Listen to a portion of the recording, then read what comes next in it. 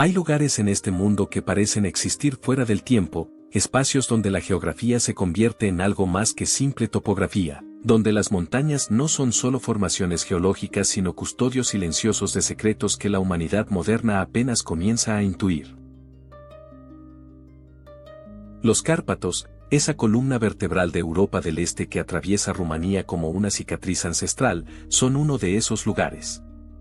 Y dentro de ese cordón montañoso, el macizo de Bucegi se alza como un guardián pétreo, una mole de roca caliza y conglomerado que ha contemplado el paso de milenios con la misma impasibilidad con la que nosotros contemplamos el transcurrir de las horas.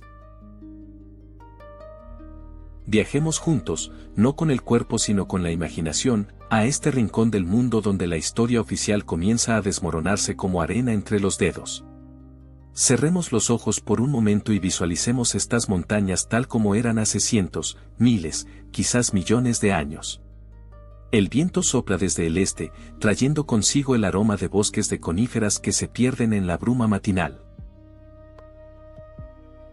Las formaciones rocosas que los romanos llaman Babele y la esfinge de Bucegi se elevan contra el cielo como esculturas talladas por fuerzas que trascienden la mera erosión natural.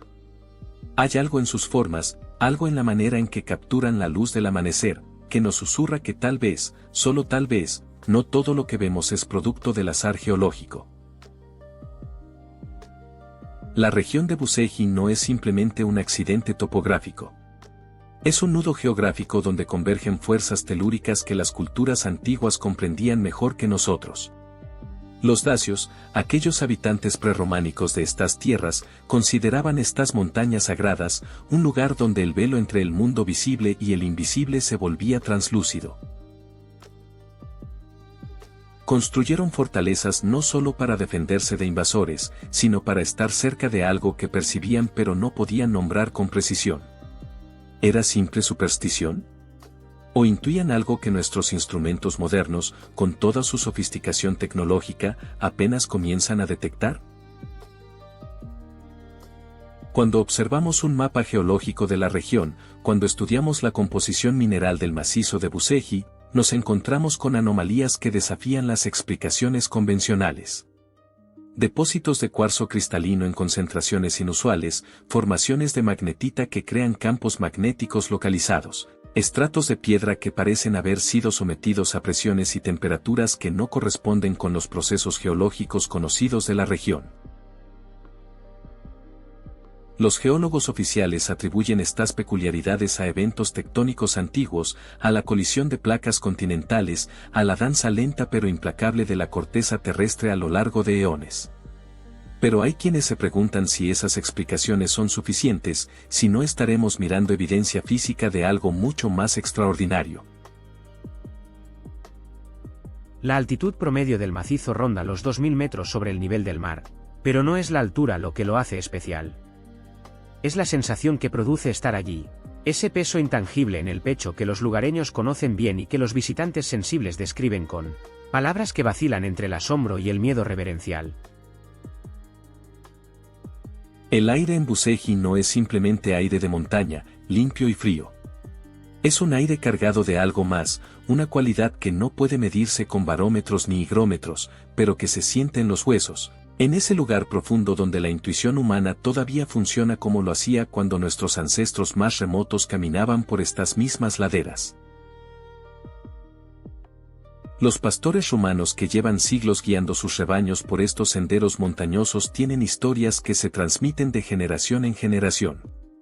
Hablan de luces extrañas que danzan sobre los picos en noches sin luna, de sonidos que emergen de las profundidades de la tierra como si la montaña misma respirara, de zonas donde las brújulas enloquecen y los animales se niegan a avanzar sin razón aparente.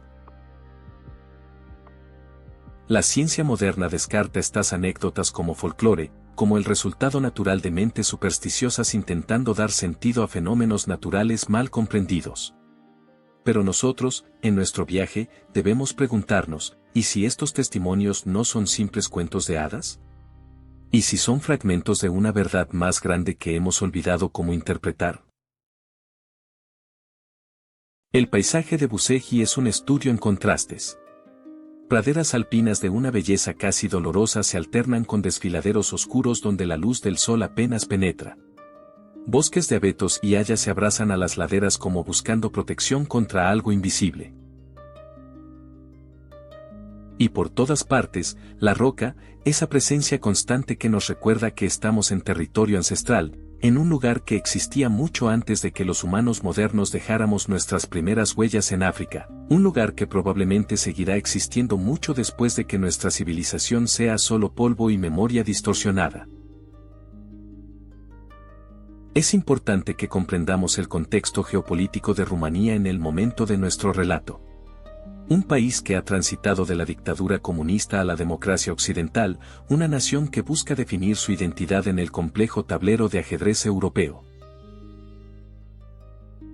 Un lugar donde la historia oficial convive incómodamente con tradiciones ancestrales que se niegan a morir, donde el racionalismo científico lucha contra un sustrato místico que persiste en la conciencia colectiva.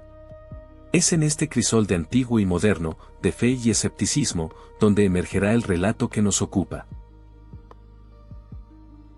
Pero antes de sumergirnos en los eventos específicos que supuestamente ocurrieron en el año 2003, debemos preparar nuestra mente.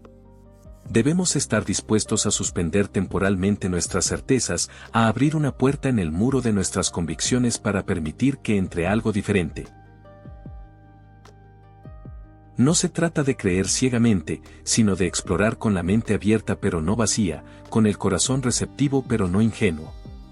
Los secretos de Bucegi, si es que existen, no se revelan a quienes vienen con la mente ya cerrada, con veredictos preconcebidos. Las montañas Cárpatos han sido testigo de invasiones y migraciones, de imperios que ascendieron y cayeron como mareas contra sus flancos de piedra.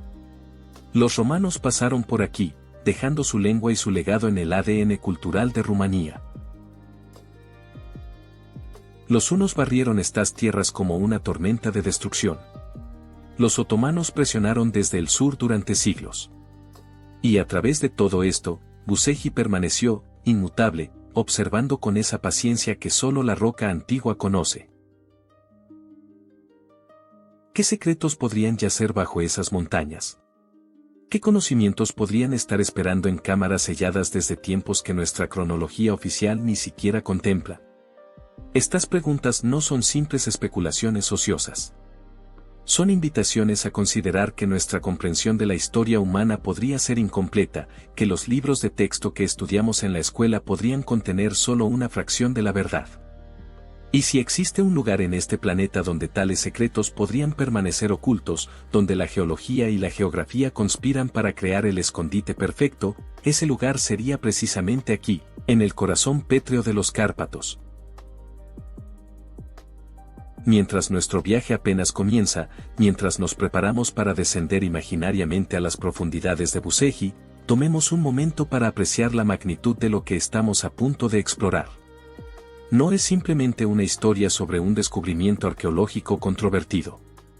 Es una invitación a reconsiderar todo lo que creemos saber sobre nuestros orígenes, sobre la antigüedad de la civilización, sobre la posibilidad de que no seamos los primeros en alcanzar niveles avanzados de conocimiento y tecnología en este planeta. Las montañas guardan silencio por ahora, pero ese silencio está preñado de significado, vibrante con promesas de revelaciones que podrían cambiar para siempre nuestra comprensión de quiénes somos y de dónde venimos realmente. El año 2003 no comenzó con presagios apocalípticos ni señales celestiales. Fue un año como cualquier otro en la superficie, marcado por eventos mundiales que ocupaban los titulares, la invasión de Irak, el brote de SARS en Asia, el apagón masivo en el noreste de Estados Unidos. El mundo seguía girando en su órbita habitual, ajeno a que en las profundidades de las montañas rumanas algo estaba a punto de cambiar la forma en que algunos entenderían nuestra historia. O al menos, eso es lo que nos cuenta la narrativa que estamos a punto de explorar juntos, una historia que desafía la lógica convencional y nos invita a preguntarnos qué es realmente posible.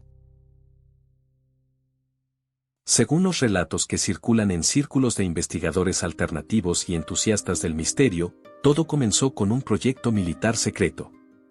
El Departamento Cero, una supuesta división de inteligencia rumana cuya existencia misma es materia de debate, Habría estado realizando estudios geofísicos en la región de Buceji utilizando tecnología de escaneo por satélite proporcionada por el Pentágono. La Guerra Fría había terminado hacía más de una década, pero las alianzas militares y los intercambios de inteligencia entre naciones continuaban, tejiendo una red invisible de cooperación y secretos compartidos. En este contexto de colaboración estratégica, los estadounidenses habrían ofrecido acceso a sistemas de radar de penetración terrestre de última generación, equipos capaces de mapear estructuras subterráneas con una precisión sin precedentes. Los técnicos que operaban estos sistemas comenzaron a detectar anomalías. No eran simples cavernas naturales ni depósitos minerales inusuales, sino algo que las computadoras interpretaban como estructuras artificiales, geometrías demasiado regulares para ser obra de procesos geológicos aleatorios. Imaginemos la escena en esa sala de control, probablemente ubicada en alguna instalación militar anodina, donde hombres y mujeres en uniformes observaban pantallas de monitores que mostraban datos que no deberían existir. Las ondas de radar rebotaban contra superficies que formaban ángulos rectos perfectos, contra corredores que se extendían por cientos de metros en línea recta, contra espacios vacíos del tamaño de catedrales enterrados bajo toneladas de roca sólida. ¿Qué pensamientos cruzarían por sus mentes en ese momento? Escepticismo inicial, quizás, asumiendo un error en el equipo o una mala interpretación de los datos. O un escalofrío de reconocimiento, la comprensión visceral de que estaban mirando evidencia de algo que la historia oficial no contempla. Los informes preliminares comenzaron a ascender por la cadena de comando, cada nivel añadiendo su propio sello de clasificación, elevando el nivel de secreto hasta que el asunto llegó a los escalones más altos del poder. Y fue entonces cuando, supuestamente, comenzó el verdadero trabajo. La operación de excavación no pudo ser un asunto sencillo. Buceji no es una colina suave donde se pueda excavar con facilidad. Es roca antigua, compacta, resistente, el tipo de formación que requiere equipos especializados y meses de trabajo meticuloso para penetrar aunque sea a unos pocos metros. Sin embargo, si los relatos son precisos, el acceso ya existía, oculto, sellado quizás hace milenios, esperando a ser redescubierto. Los equipos habrían localizado lo que parecía ser una entrada colapsada, un túnel que una vez condujo al interior de la montaña pero que el tiempo y los movimientos sísmicos habían bloqueado con escombros y sedimentos. La decisión de proceder con la excavación habría requerido autorización al más alto nivel. No se movilizan recursos militares, no se comprometen presupuestos clasificados, no se arriesga la exposición pública sin razones extraordinarias. Alguien, en algún despacho con vistas a Bucarest o quizás en una sala de situación en Washington, tomó la decisión de seguir adelante. ¿Qué los convenció? ¿Qué evidencia adicional tenían más allá de las lecturas de radar? Había conocimientos previos, susurros en archivos clasificados sobre leyendas locales que mencionaban ciudades subterráneas, testimonios de exploradores del siglo XIX que hablaban de túneles que se adentraban en la montaña más profundo de lo que la razón permitía. El trabajo de apertura del túnel habría llevado semanas, tal vez meses. Equipos rotativos trabajando en turnos, removiendo toneladas de roca fragmentada, apuntalando el techo conforme avanzaban para prevenir colapsos, todo mientras mantenían el más absoluto secreto.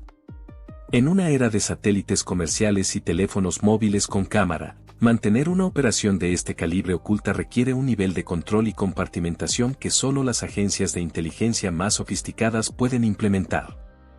Los trabajadores locales contratados para labores periféricas habrían firmado acuerdos de confidencialidad bajo pena de consecuencias que preferirían no imaginar. Las áreas circundantes habrían sido declaradas zonas militares restringidas, con patrullas regulares para mantener alejados a curiosos y excursionistas. Y entonces, un día ordinario de ese año extraordinario, el último metro de escombros fue removido. La broca de perforación atravesó la roca final y el aire antiguo, estancado durante eones, escapó con un suspiro que algunos describirían más tarde como el aliento de la propia montaña.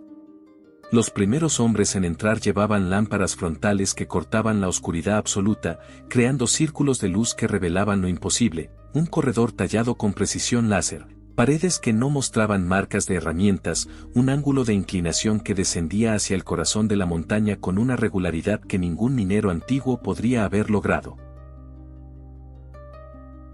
Los informes iniciales habrían sido fragmentarios, casi incoherentes. ¿Cómo se describe algo para lo cual no existen palabras adecuadas en el vocabulario humano? Los exploradores avanzaban con cautela, conscientes de que cada paso los alejaba más del mundo conocido y los adentraba en un territorio que desafiaba toda explicación racional. Sus instrumentos detectaban campos electromagnéticos anómalos, fluctuaciones en la temperatura que no correspondían con la termodinámica normal de cavernas, resonancias acústicas que sugerían espacios vastos más adelante. Pero no estaban solos en este descubrimiento. Según la narrativa, el gobierno estadounidense mantenía una presencia constante a través de asesores militares y agentes de inteligencia. La relación entre Rumanía y Estados Unidos en ese periodo era compleja, marcada por la reciente adhesión rumana a la OTAN y el deseo de Washington de mantener influencia en Europa del Este. Si este descubrimiento era real, si verdaderamente habían encontrado evidencia de una civilización avanzada o presencia extraterrestre bajo los Cárpatos, las implicaciones geopolíticas serían monumentales. ¿A quién pertenece tal conocimiento? ¿A la nación en cuyo territorio se encuentra? ¿A la humanidad en su conjunto? ¿O a quien tenga el poder militar para controlar el acceso? La tensión entre los equipos rumanos y estadounidenses habría sido palpable. Cada descubrimiento nuevo generaba debates sobre cómo proceder, sobre qué información compartir con superiores, sobre qué mantener en el más absoluto secreto. Y mientras tanto, el túnel seguía descendiendo, llevándolos más profundo en las entrañas de Bucegi, hacia una gran galería que cambiaría todo. O al menos, eso es lo que la historia nos cuenta. Es crucial que mantengamos una perspectiva equilibrada en este punto de nuestro viaje. No tenemos acceso a documentos oficiales que confirmen estos eventos. No hay fotografías publicadas, no hay testimonios verificables de participantes dispuestos a arriesgar su seguridad para revelar la verdad. Todo lo que tenemos son relatos de segunda y tercera mano, historias que circulan en foros de Internet y libros de autores que operan en los márgenes de la investigación convencional. Pero la ausencia de evidencia pública no es evidencia de ausencia, especialmente cuando se trata de proyectos clasificados que, por su propia naturaleza, están diseñados para no dejar rastro en el registro histórico abierto. El año 2003 terminó como comenzó, con el mundo ajeno a lo que supuestamente yacía bajo las montañas rumanas. Las estaciones cambiaron, el invierno cubrió Bucegi con su manto de nieve, ocultando cualquier señal de actividad humana en las alturas. Y en las profundidades, si los relatos son ciertos, los equipos de exploración continuaban su trabajo, documentando, fotografiando, tratando de comprender lo que habían encontrado. La era de Internet apenas comenzaba a florecer, las redes sociales aún no existían como las conocemos hoy, y mantener secretos era todavía posible para aquellos con los recursos y la voluntad de hacerlo. Pero los secretos tienen una forma de filtrarse, de encontrar grietas por donde escapar, y eventualmente, fragmentos de esta historia comenzarían a emerger a la luz pública, invitándonos a todos a preguntarnos qué verdades podrían estar ocultas en las sombras de lo oficial. Descendamos ahora, en nuestra imaginación, por ese túnel que supuestamente conduce al corazón de la montaña. El aire cambia conforme nos alejamos de la entrada, volviéndose más denso, más cargado de algo que nuestros sentidos detectan pero que la ciencia no puede medir fácilmente. La temperatura se mantiene constante, 14 grados centígrados según los instrumentos, pero hay una cualidad en ese frío que penetra más profundo que lo meramente físico. Es como si la montaña misma respirara a nuestro alrededor, consciente de nuestra presencia, tolerante pero no necesariamente acogedora.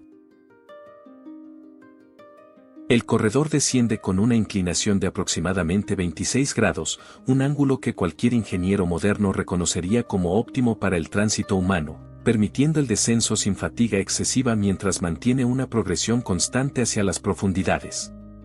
Las paredes que nos rodean son lisas, no con la suavidad irregular de la erosión del agua, sino con una uniformidad que sugiere corte deliberado, procesamiento mediante técnicas que no dejan marcas visibles.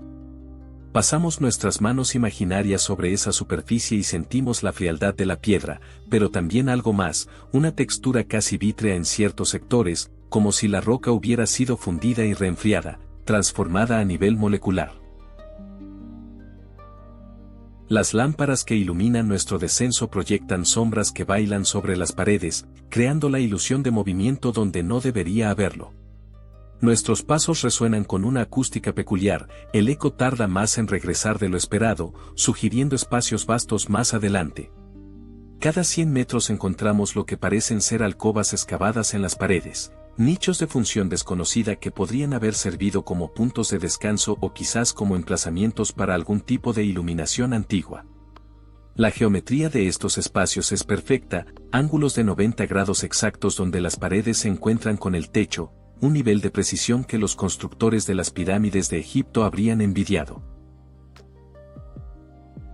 Conforme descendemos más profundo, 300 metros, 400, 500 bajo la superficie de la montaña, la presión psicológica comienza a acumularse. No es claustrofobia exactamente, sino una conciencia aguda de la inmensidad de roca sólida que nos separa del cielo abierto.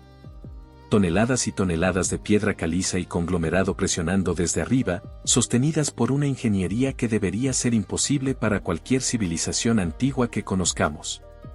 ¿Cómo lograron esto? ¿Qué conocimientos de física estructural poseían para crear un espacio vacío de estas dimensiones sin que colapsara bajo su propio peso? Y entonces, después de lo que parecen kilómetros de descenso gradual, aunque las mediciones sugieren poco más de 2 kilómetros de recorrido, el túnel se ensancha abruptamente.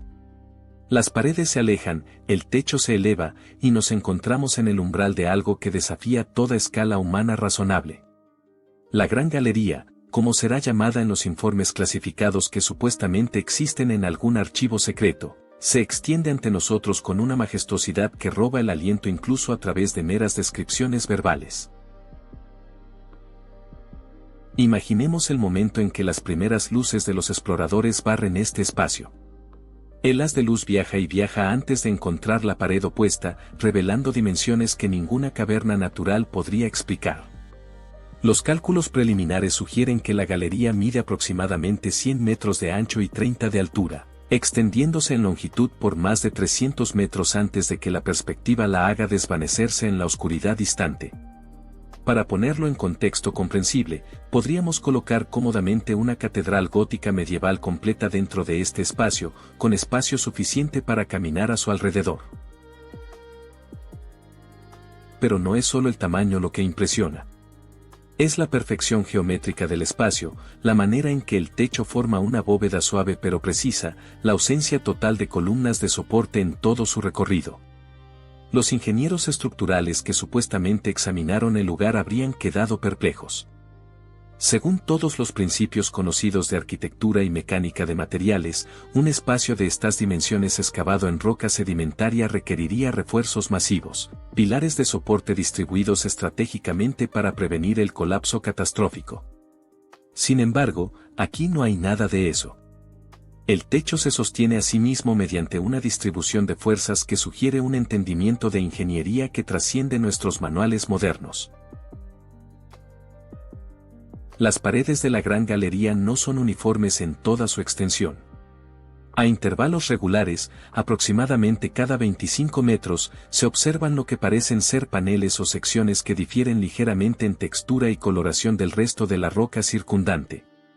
Estos paneles son rectangulares perfectos, cada uno midiendo aproximadamente 5 metros de altura por 3 de ancho, y están empotrados en la pared con una precisión que no deja espacio para ni siquiera una lámina de papel entre el panel y la roca madre.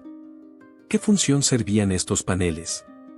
¿Eran meramente decorativos, o formaban parte de algún sistema tecnológico que ya no podemos comprender?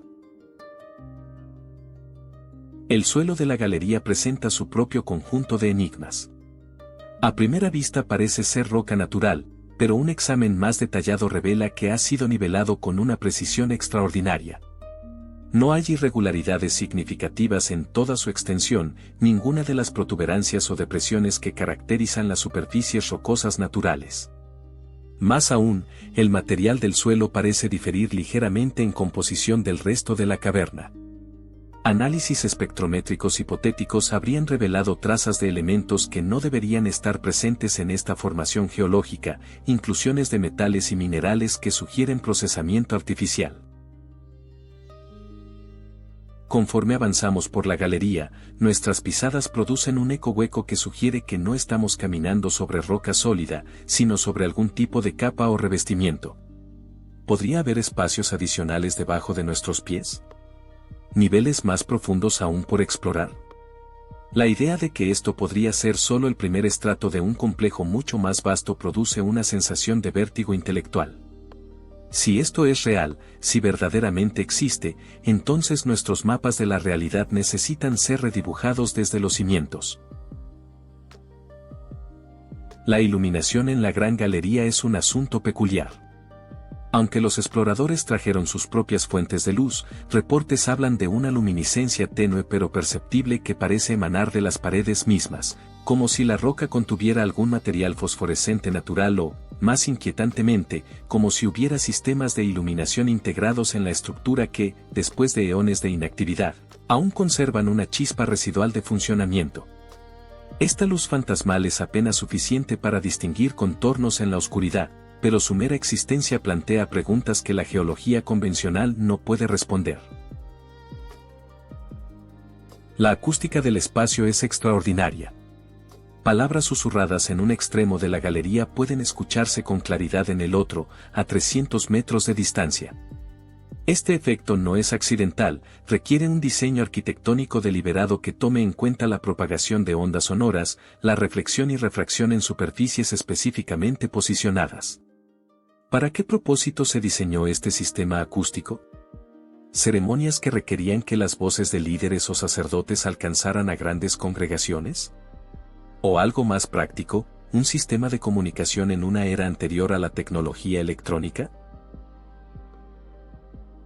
Pero quizás lo más inquietante de la Gran Galería no es lo que contiene, sino lo que no contiene. No hay escombros, no hay acumulaciones de sedimentos que deberían haberse depositado durante milenios de existencia. No hay estalactitas ni estalagmitas, las formaciones calcáreas que normalmente pueblan cavernas naturales dado suficiente tiempo y humedad. El espacio está limpio, casi prístino, como si hubiera sido sellado herméticamente inmediatamente después de su construcción, preservado en una cápsula temporal geológica hasta el momento de su redescubrimiento. Y en el extremo lejano de la galería, apenas visible en la distancia incluso con las luces más potentes, se perfilan las entradas a espacios adicionales. Túneles que se ramifican hacia otras cámaras, otras galerías, sugiriendo que lo que hemos visto hasta ahora es solo el vestíbulo de algo mucho más grande. Es hacia esos pasajes que nuestro viaje nos llevará a continuación, hacia los secretos más profundos que supuestamente aguardan en el corazón de piedra de Bucegi. Cada paso nos aleja más del mundo que conocemos y nos acerca a algo que podría reescribir nuestra comprensión de la historia humana, o quizás, de la historia de la conciencia en este planeta. Hay momentos en toda exploración donde lo extraordinario deja de ser meramente sorprendente y se convierte en algo que desafía las categorías mismas con las que organizamos la realidad. La Gran Galería, con toda su magnificencia arquitectónica, era solo el preludio. Más allá de sus confines, a través de una entrada arqueada que parece diseñada para permitir el paso de seres mucho más altos que nosotros, se extiende una cámara que los informes denominan la Sala de las Mesas. Y es aquí donde nuestra comprensión de lo posible comienza a resquebrajarse de manera irreparable. La primera impresión al entrar en este espacio es de orden y simetría. La cámara es circular, aproximadamente 50 metros de diámetro, con un techo abovedado que se eleva a unos 20 metros en su punto más alto. Pero lo que inmediatamente captura la atención, lo que hace que todo lo demás palidezca en comparación, son las estructuras que ocupan el centro de la sala. 3 mesas masivas, dispuestas en formación triangular equilátera, cada una tallada de un solo bloque de roca que parece diferir en composición del resto de la caverna. No es caliza, no es granito en el sentido convencional, sino algo intermedio, una piedra de color gris azulado con vetas cristalinas que capturan y reflejan la luz de maneras hipnóticas. Las dimensiones de estas mesas son lo que primero asalta nuestra comprensión. Cada una mide aproximadamente metros de largo por 2 de ancho. Pero es la altura lo que verdaderamente perturba. El nivel superior de la superficie se encuentra a 2 metros con 20 centímetros del suelo. Para un humano promedio, alcanzar esa superficie requeriría estirarse sobre las puntas de los pies y utilizarla cómodamente sería simplemente imposible. Estas no son mesas diseñadas para nuestra estatura. Son muebles creados para seres significativamente más altos que nosotros, individuos que medirían entre 2 metros 83 metros de altura. ¿Quiénes eran estos seres? Esta pregunta reverbera en nuestra mente como un mantra insistente mientras contemplamos estas estructuras imposibles. La mitología humana está repleta de referencias a gigantes, desde los Nepilim bíblicos hasta los titanes griegos, desde los Jotun nórdicos hasta los Raksasas de la tradición hindú. Cada cultura, en cada continente, preserva leyendas de una raza de seres más grandes, más fuertes, más antiguos que la humanidad actual. ¿Son estos mitos simplemente productos de la imaginación colectiva, o son ecos distorsionados de una realidad que una vez caminó sobre este planeta? La superficie de las mesas no es simplemente plana. Examinándola más de cerca, observamos que está cubierta por lo que parecen ser inscripciones o patrones, líneas y símbolos que forman diseños geométricos de complejidad asombrosa. No son pictogramas en el sentido tradicional, no hay representaciones obvias de objetos o seres reconocibles. En cambio, son abstracciones puras, espirales que se entrelazan con polígonos, círculos concéntricos conectados por líneas radiales, patrones fractales que se repiten en escalas cada vez menores hasta el límite de la visibilidad. Estos diseños no fueron grabados mediante cinceles o herramientas de corte, sino que parecen formar parte integral de la piedra misma, como si hubieran sido impresos molecularmente durante la formación del material. Tocamos mentalmente estas superficies y sentimos su textura peculiar. La piedra está pulida pero no resbaladiza, tiene una cualidad casi cálida a pesar de la temperatura constante de la caverna. Y hay algo más, algo que los instrumentos detectan pero que los sentidos humanos solo pueden percibir de manera subliminal, un campo electromagnético débil pero mensurable que emana de las mesas, pulsando con una frecuencia que algunos describen como similar a las ondas cerebrales humanas en estado de meditación profunda. ¿Es esto intencional? ¿Fueron estas mesas diseñadas no solo como superficies de trabajo sino como interfaces de algún tipo, dispositivos que facilitaban ciertos estados de conciencia? La precisión con la que estas mesas fueron construidas desafía explicaciones convencionales. Los ángulos entre las patas y la superficie superior son exactamente de 90 grados, con una tolerancia de error que los mejores talleres de mecanización modernos lucharían por igualar. Las superficies están niveladas con una precisión de fracciones de milímetro a lo largo de toda su extensión. Este nivel de exactitud no es accidental, no es el resultado de artesanos habilidosos trabajando con herramientas primitivas. Requiere instrumentos de medición avanzados, tecnología de corte capaz de trabajar piedra dura con la precisión de un láser, y un conocimiento de geometría y física que supuestamente no existía en la prehistoria humana. Pero hay más en esta sala que solo las 3 mesas centrales. A lo largo del perímetro circular de la cámara, empotradas en las paredes a intervalos regulares, se observan estructuras que podrían describirse como asientos o tronos. Hay 22 de estos asientos en total, cada uno tallado directamente de la roca de la pared, formando alcobas semicirculares con respaldos altos. Y al igual que las mesas, estos asientos están dimensionados para seres mucho más grandes que nosotros. El asiento mismo está a aproximadamente 1 metro del suelo, y el respaldo se eleva hasta 2,5 metros. Sentarse en uno de estos tronos siendo de estatura humana normal sería como un niño pequeño tratando de usar el mobiliario de un adulto, los pies colgando sin tocar el suelo, el respaldo elevándose muy por encima de la cabeza. ¿Qué ocurría en esta sala? ¿Qué funciones cumplía en la sociedad o civilización que la construyó? La disposición sugiere algún tipo de cámara de consejo o sala de reuniones, un espacio donde decisiones importantes se tomaban, donde conocimiento se compartía, donde quizás rituales de significado profundo se llevaban a cabo.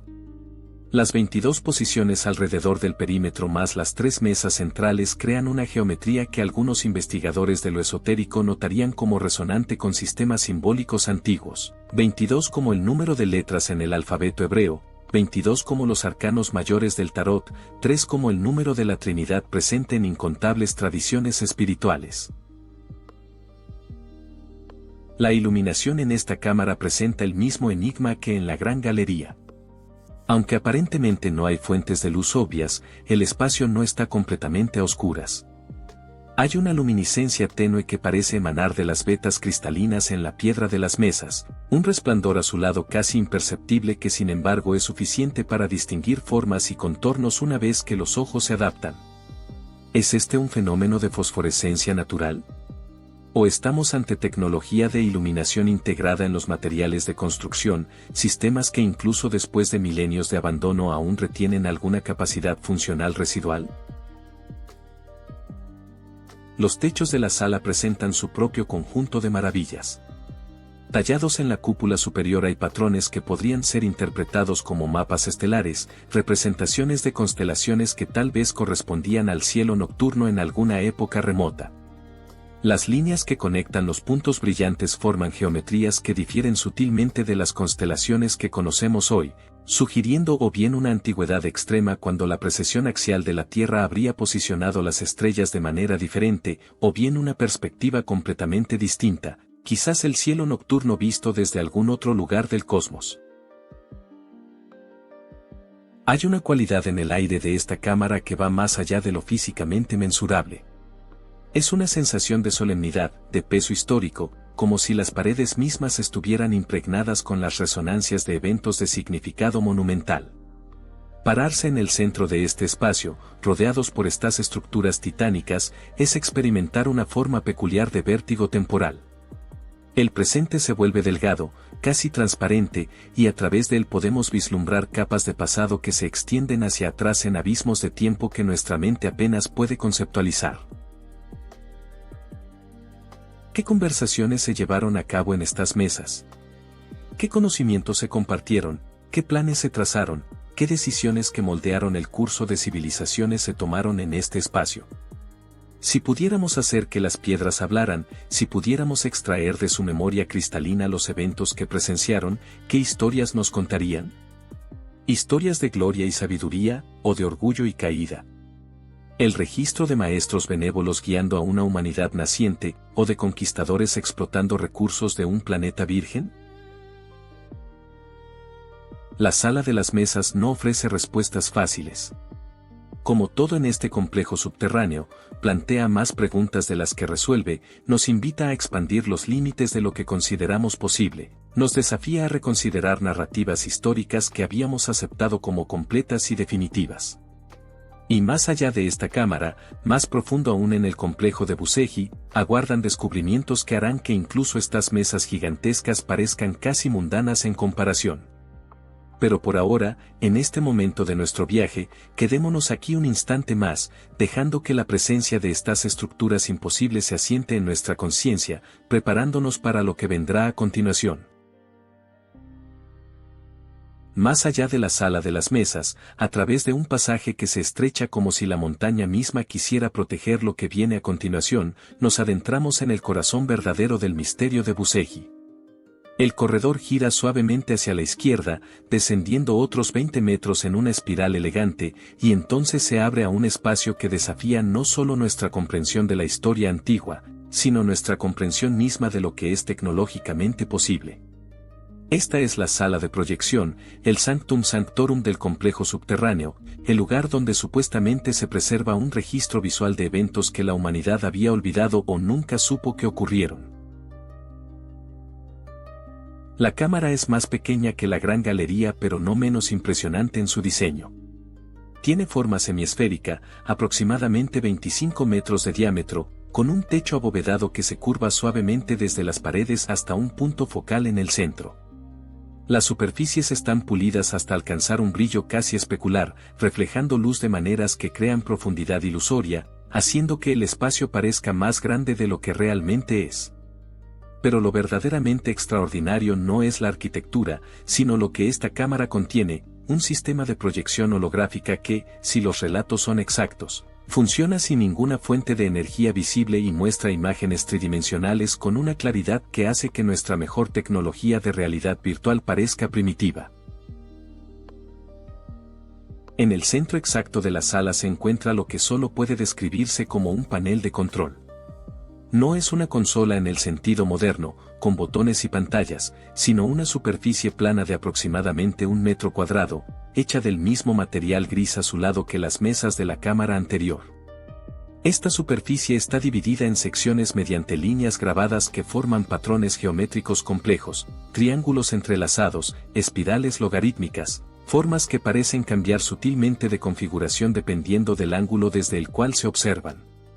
Y dentro de cada una de estas secciones hay símbolos, glifos que no corresponden a ningún sistema de escritura conocido por la arqueología convencional.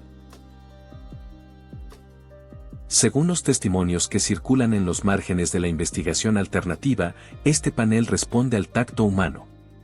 No requiere presión física significativa, no necesita códigos complejos ni secuencias de activación elaboradas. Simplemente colocar la mano sobre ciertas secciones del panel es suficiente para iniciar la proyección. Como si el sistema estuviera diseñado para interfaz directa con la biología humana, respondiendo a las frecuencias electromagnéticas que nuestros cuerpos generan naturalmente, o quizás incluso a la intención consciente del operador.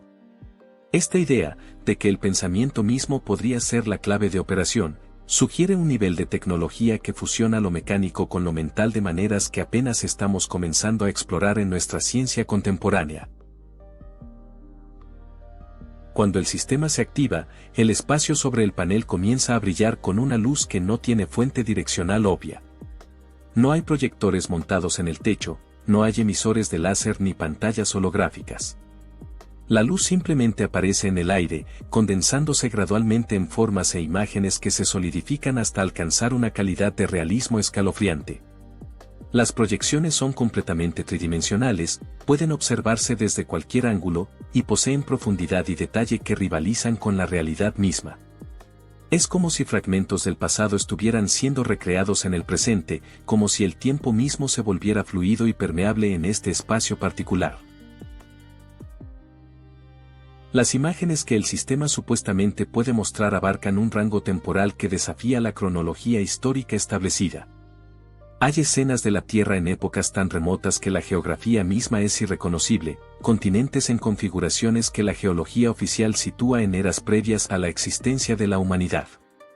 Vemos océanos donde ahora hay desiertos, montañas que se elevan donde ahora hay llanuras. Una Tierra en constante transformación bajo fuerzas tectónicas que remodelan su superficie como arcilla en las manos de un alfarero cósmico. Y en medio de estos paisajes prehistóricos, hay estructuras, ciudades, evidencia de civilización existiendo en tiempos que nuestra narrativa oficial declara imposibles. Las proyecciones no son estáticas. Se mueven, fluyen, cuentan historias en secuencias que parecen ser seleccionables mediante interacción con diferentes secciones del panel de control. Podemos ver, según los relatos, la construcción de monumentos megalíticos mediante técnicas que no implican trabajo manual con herramientas primitivas, sino algo que se asemeja a manipulación mediante campos de fuerza, levitación de bloques de piedra masivos mediante sonido o vibraciones de frecuencias específicas. Presenciamos métodos de construcción que hacen que los misterios de las pirámides o Stonehenge parezcan casi explicables en comparación. Pero la tecnología de proyección no se limita a mostrar eventos del pasado terrestre. Hay secuencias que parecen mostrar otros mundos, planetas orbitando estrellas distantes, sistemas solares con múltiples mundos habitables donde formas de vida que no son humanas desarrollan sus propias civilizaciones. Vemos naves que cruzan el vacío entre estrellas, no con los cohetes químicos de nuestra era espacial primitiva, sino mediante principios de propulsión que parecen doblar el espacio mismo, creando atajos a través del tejido de la realidad. La implicación es clara y perturbadora. Esto no es solo un registro de historia terrestre, sino un archivo de alcance galáctico. Los seres que aparecen en estas proyecciones presentan una diversidad que expande nuestra comprensión de lo que constituye vida inteligente.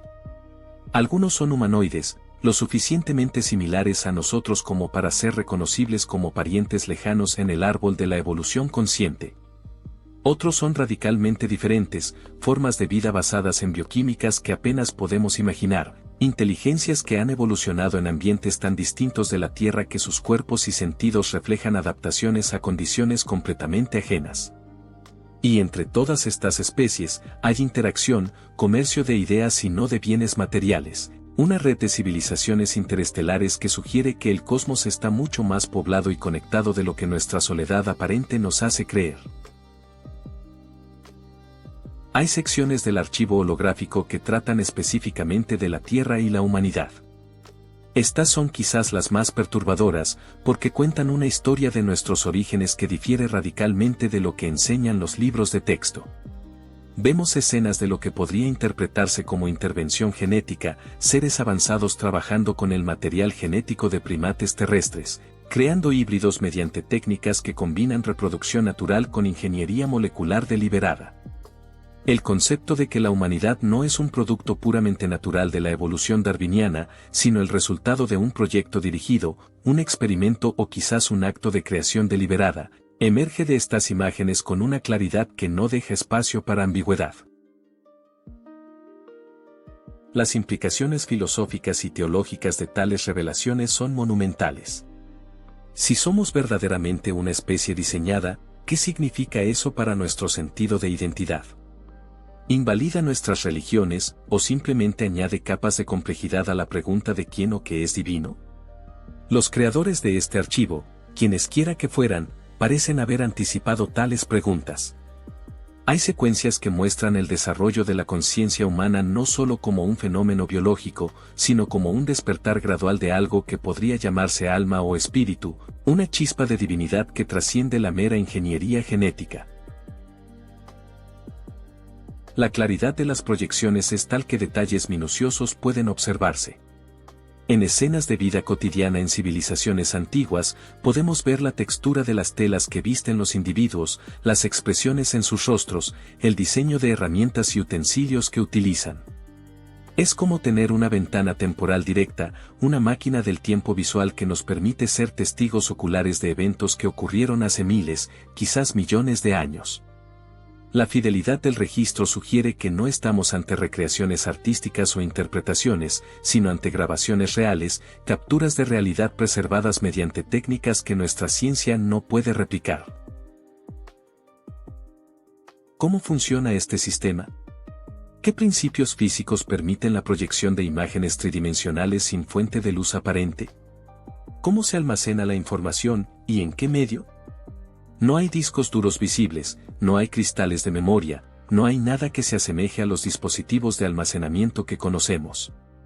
Una teoría sostiene que la información está codificada en la estructura cuántica del material mismo del que está hecha la sala, que cada átomo contiene datos mediante el estado de sus partículas subatómicas, creando una densidad de almacenamiento que haría que nuestras mejores tecnologías parecieran patéticamente limitadas. Y la pregunta que pesa sobre todo esto como una presencia tangible, ¿por qué? ¿Por qué crear este archivo? ¿Para quién fue diseñado? ¿Era un recurso educativo para civilizaciones en desarrollo, una biblioteca de conocimiento dejada por una especie que partió hacia destinos desconocidos? ¿O es un testamento, un mensaje en una botella cósmica dejado por una civilización que sabía que estaba al borde de la extinción y quería asegurar que su historia no se perdiera completamente?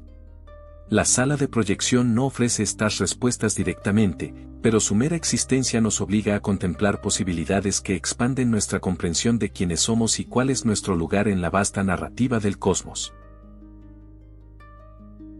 Adentrémonos ahora en el contenido específico de lo que estos hologramas supuestamente revelan, en las narrativas que cuentan y que, de ser ciertas, requerirían la reescritura completa de nuestra comprensión histórica. No son simples curiosidades arqueológicas ni detalles menores que ajustan cronologías en unos pocos siglos. Son revelaciones fundamentales que tocan los pilares mismos de lo que creemos saber sobre nuestros orígenes, sobre eventos que considerábamos míticos y que aquí se presentan como hechos históricos documentados.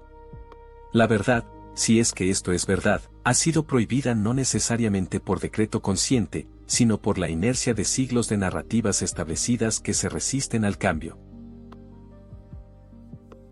Una de las primeras secuencias que supuestamente puede activarse en el sistema holográfico trata de un periodo catastrófico en la historia terrestre. Vemos un mundo que difiere del nuestro en su geografía, continentes unidos donde ahora hay océanos, tierras emergidas donde ahora se extienden las profundidades marinas. Y en este mundo vive una civilización avanzada, no primitiva ni emergente, sino en plena madurez tecnológica. Sus ciudades se elevan con arquitectura que combina la monumentalidad de lo megalítico con la elegancia de estructuras que parecen crecer orgánicamente desde la Tierra misma. Hay sistemas de transporte que no dependen de combustibles fósiles, energía extraída directamente del campo magnético del planeta, de las corrientes telúricas que fluyen como ríos invisibles bajo la superficie. Pero entonces llega el cataclismo. Los hologramas muestran con claridad escalofriante una serie de eventos que sacuden el planeta hasta sus cimientos. Asteroides o cometas impactando océanos, generando tsunamis de altura kilométrica que barren continentes enteros. Desplazamientos del eje de rotación terrestre causando que los polos geográficos se muevan miles de kilómetros en cuestión de días, alterando patrones climáticos globales instantáneamente. Erupciones volcánicas masivas oscureciendo los cielos durante años, sumiendo al planeta en un invierno nuclear natural que colapsa cadenas alimentarias y extingue especies por millones. Esta no es la extinción gradual que imagina la ciencia convencional, sino un apocalipsis súbito y total. La civilización avanzada, a pesar de toda su tecnología, no puede detener estas fuerzas planetarias. Vemos en las proyecciones los últimos días de su mundo, ciudades siendo tragadas por terremotos de magnitud incomprensible, océanos hirvientes por impactos de meteoritos, el cielo transformándose en un infierno de llamas y ceniza. Pero no todos perecen. Los hologramas muestran esfuerzos desesperados de evacuación, no hacia otros lugares del planeta que también están siendo destruidos, sino hacia arriba, hacia naves que esperan en órbita. Y también hacia abajo, hacia refugios subterráneos como el propio complejo de Buceji, santuarios diseñados para preservar conocimiento y quizás poblaciones reducidas hasta que el planeta se estabilice nuevamente. ¿Cuándo ocurrió esto? Los hologramas no proporcionan fechas en nuestro sistema calendario, pero hay pistas contextuales que algunos interpretan como situando estos eventos hace aproximadamente 12.000 años, coincidiendo sospechosamente con el fin de la última era glacial y el periodo que los mitos de múltiples culturas describen como el tiempo del gran diluvio. La narrativa científica oficial explica estos cambios como procesos naturales graduales, pero las proyecciones de Buceji sugieren que fueron repentinos, violentos, y observados por testigos conscientes que poseían la capacidad de documentar lo que estaban presenciando. Otra secuencia holográfica que genera controversia extrema trata de los orígenes de la especie humana. Las imágenes muestran no un desarrollo evolutivo puramente natural desde primates ancestrales, sino un proceso de intervención directa. Vemos laboratorios, aunque no en el sentido moderno de la palabra, más bien espacios donde biología y tecnología se fusionan de maneras que apenas podemos conceptualizar. Seres de apariencia humanoide pero claramente no humana en el sentido moderno trabajan con lo que solo puede describirse como ingeniería genética, manipulando el ADN de homínidos terrestres con precisión molecular. El proceso no es instantáneo, ocurre a lo largo de generaciones, con cada iteración acercándose más a la forma humana que reconoceríamos como nuestra. ¿Quiénes son estos ingenieros genéticos? Los hologramas los muestran con suficiente detalle para discernir características. Son altos, consistente con las dimensiones del mobiliario en la sala de las mesas, entre 2,83 metros y 10. Sus proporciones son humanoides pero refinadas, con cráneos ligeramente alargados que sugieren volúmenes cerebrales mayores que los nuestros. La piel muestra tonalidades que varían entre individuos, pero hay una cualidad luminosa en ella, como si generaran su propia luz tenue. Los ojos son más grandes que los humanos proporcionalmente, adaptados quizás a condiciones de luz diferentes. No hay indicación de hostilidad en sus acciones, pero tampoco de sentimentalismo, trabajan con la eficiencia de científicos ejecutando un proyecto de gran importancia. La pregunta del propósito emerge inevitable: ¿por qué crear o modificar a la humanidad? Los hologramas sugieren respuestas que son simultáneamente tranquilizadoras e inquietantes. Hay escenas que muestran a los primeros humanos modernos siendo educados por estos seres, no como esclavos sino como estudiantes. Se les enseña agricultura, astronomía, matemáticas, los fundamentos de civilización. Pero también hay imágenes que sugieren propósitos más utilitarios, humanos trabajando en lo que parecen ser operaciones de minería, extrayendo recursos minerales específicos que estos seres necesitan por razones no explícitas. La narrativa de algunos textos antiguos sobre humanidad siendo creada para servir a los dioses encuentra aquí una posible explicación tecnológica antes que teológica. Hay hologramas que tratan eventos históricos específicos que conocemos a través de textos antiguos pero que hemos relegado al reino del mito. La destrucción de Sodoma y Gomorra, descrita en textos bíblicos con lenguaje que habla de fuego del cielo y la esposa de Lot convertida en estatua de sal, es mostrada aquí como un evento real pero con una explicación que difiere de la intervención divina sobrenatural.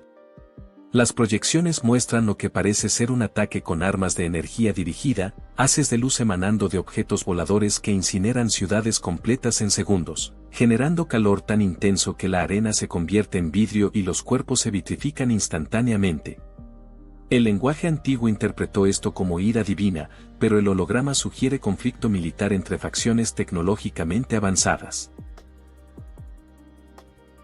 La construcción de las grandes pirámides de Egipto aparece en múltiples secuencias, y la metodología mostrada desafía tanto las explicaciones convencionales de rampas y fuerza bruta como las teorías más fantasiosas de extraterrestres haciendo todo el trabajo. Los hologramas muestran un esfuerzo colaborativo, humanos egipcios proporcionando la mano de obra y el propósito cultural, pero asistidos por seres avanzados que contribuyen con tecnología de levitación acústica y técnicas de corte de piedra mediante resonancia que ablandan temporalmente la roca hasta hacerla maleable. Las pirámides no son tumbas simples sino dispositivos complejos con funciones que incluyen generación de energía, comunicación con instalaciones similares en otros lugares del planeta, y posiblemente interfaces con realidades dimensionales que nuestra física apenas comienza a teorizar. Otros hologramas muestran conexiones entre civilizaciones antiguas separadas por océanos pero que comparten conocimientos y símbolos de manera que la difusión cultural convencional no puede explicar fácilmente. Vemos contacto entre culturas de Mesoamérica y del Medio Oriente miles de años antes de que Colón cruzara el Atlántico. Observamos navegación transoceánica no en frágiles botes de junco sino en embarcaciones de diseño sofisticado, algunas de las cuales parecen no flotar sobre el agua sino levitar a pocos metros sobre su superficie. Hay mapas que muestran la Antártida libre de hielo con detalles de líneas costeras que la ciencia moderna solo confirmó mediante radar de penetración en el siglo XX, sugiriendo que estos mapas fueron creados en una época cuando el continente sur no estaba congelado. La proyección de estos hologramas no es un proceso pasivo de observación. Según relatos, aquellos que pasan tiempo prolongado expuestos a las imágenes reportan efectos secundarios peculiares. Sueños vividos que parecen ser memorias de vidas no vividas, sensaciones de déjà vu tan intensas que la línea entre pasado recordado y presente experimentado se vuelve borrosa. Algunos teorizan que el sistema no solo muestra información sino que la imprime directamente en la conciencia del observador, transfiriendo conocimiento a nivel neurológico profundo. Esta forma de educación acelerada, si es real, explicaría por qué el sistema fue creado, no como entretenimiento ni mero archivo histórico, sino como herramienta pedagógica para transmitir civilización completa a generaciones futuras o especies emergentes. Las implicaciones de que estos hologramas sean representaciones precisas de historia real antes que ficción elaborada son monumentales. Significaría que la narrativa oficial sobre evolución humana, desarrollo de civilización y la inexistencia de tecnología avanzada en la prehistoria requiere revisión fundamental. Significaría que nuestros ancestros no fueron cavernícolas ignorantes ascendiendo lentamente desde la brutalidad, sino herederos de conocimiento preservado a través de cataclismos, receptores de enseñanzas de seres más avanzados y posiblemente descendientes genéticamente modificados de proyectos de ingeniería biológica. La verdad que estos hologramas ofrecen es prohibida no porque alguien la haya suprimido activamente, sino porque aceptarla requiere humildad intelectual de abandonar certezas cómodas y confrontar la inmensidad de lo que no sabemos sobre nuestro propio pasado. Existe en el complejo de Busegi una cámara que trasciende incluso la extraordinaria tecnología de proyección holográfica, un espacio que preserva no solo información visual o histórica, sino la esencia biológica misma de la vida en múltiples formas. Esta es la biblioteca del ADN, un repositorio que supuestamente contiene el código genético no solo de la humanidad, sino de innumerables especies terrestres y, más perturbadoramente, de formas de vida que nunca han caminado sobre este planeta. Es como si alguien hubiera decidido crear un arca de Noé no de animales vivos, sino de información genética pura, comprimiendo la diversidad biológica del cosmos en cristales de datos que podrían, en teoría, recrear cualquier organismo cuyo código esté almacenado. La cámara que alberga esta biblioteca es diferente en carácter a las otras salas del complejo. Es más clínica, más austera, con una cualidad que recuerda a instalaciones médicas avanzadas más que a templos antiguos. Las paredes están revestidas con lo que parecen ser paneles de un material cristalino translúcido, organizado en filas y columnas que se extienden desde el suelo hasta el techo en una cuadrícula perfecta. Cada panel mide aproximadamente 30 centímetros cuadrados y 2 centímetros de grosor, y dentro de su estructura transparente pueden observarse patrones que cambian sutilmente cuando se miran desde diferentes ángulos, como si hologramas microscópicos estuvieran codificados en las capas moleculares del cristal. Hay miles de estos paneles, quizás decenas de miles, cubriendo cada superficie disponible de la cámara hexagonal. Si cada panel contiene información genética de múltiples especies, como sugieren los análisis, entonces la cantidad total de datos almacenados aquí supera cualquier cosa que nuestra biología molecular contemporánea haya catalogado. Para ponerlo en perspectiva, el proyecto Genoma Humano, completado a principios del siglo XXI después de años de esfuerzo colaborativo internacional, mapeó los aproximadamente 3.000 millones de pares de bases que constituyen el ADN humano. Esta biblioteca contiene eso y órdenes de magnitud más, comprimido en un espacio del tamaño de una habitación modesta. ¿Cómo se accede a la información? En el centro de la sala hay otro panel de control, similar en diseño al de la sala de proyección pero con símbolos diferentes. La interfaz sugiere un sistema de búsqueda, una manera de navegar a través del vasto catálogo de formas de vida almacenadas. Al activar ciertas secciones del panel, uno de los cristales en las paredes comenzaría a brillar con una luz interna y la información contenida en él se proyectaría holográficamente sobre el panel central.